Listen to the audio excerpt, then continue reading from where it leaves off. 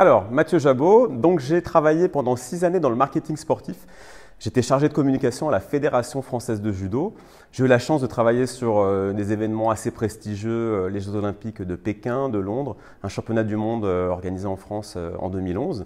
Et j'ai intégré en janvier 2013 le groupe Endemol France, donc la société de production télé, comme responsable de la communication globale du groupe, dans les médias, dans la communication, et je voulais la partager. Donc j'ai créé une société, ma société qui s'appelle les Audiences Consolidées.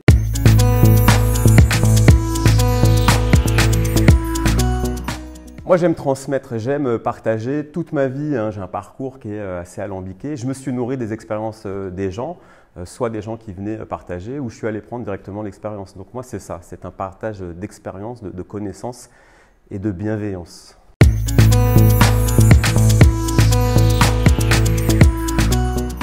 Le travail, moi, qui m'a le plus apporté, c'est voilà, quand je suis arrivé comme responsable de la communication d'Endemol. C'est vrai que j'arrivais à un niveau de responsabilité assez intéressant chez un des plus gros leaders de la production télé en France et dans le monde.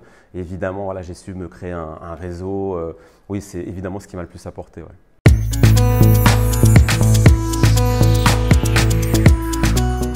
Moi, il y a eu 2 rencontres professionnelles. La première va peut-être vous surprendre, mais après le collège, moi je suis sorti, je n'avais pas le brevet, je me suis dirigé vers l'école hôtelière.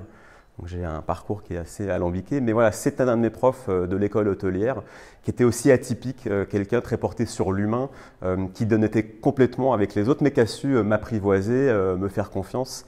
Et c'est à partir de ce moment-là que j'ai redécollé en fait. Et l'autre rencontre, c'était dans le monde des médias. Il y a un producteur, animateur télé qui, pareil, qui a su voir un potentiel en moi. Moi, j'ai jamais voulu faire de télé, mais lui avait senti quelque chose et il m'a donné sa confiance. C'est ces 2 personnes-là.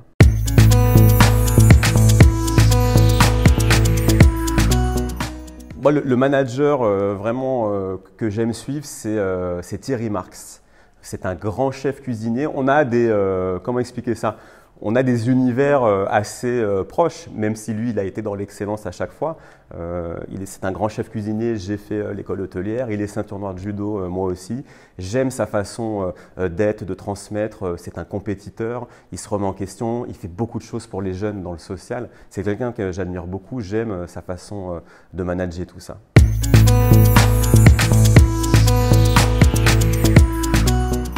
Et le conseil pour les futurs managers, je pense que c'est d'avoir encore une fois ce souci de transmettre et de mettre les gens dans les meilleures conditions possibles. Moi, je pense qu'un bon manager, c'est quelqu'un qui, avec les compétences de ses équipes, va réussir à les amener le plus haut possible pour que tous ensemble, on puisse atteindre un objectif. Ce n'est pas d'avoir que des numéros 10. On fait avec les compétences des gens, on les forme, on les accompagne, on est bienveillant avec eux.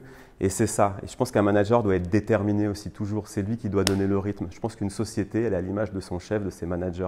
Si c'est mou là-haut, ça sera mou en bas. Si on a quelqu'un qui a la pêche, qui a l'énergie, je pense que les autres vont suivre. Donc, pour moi, c'est vraiment ça.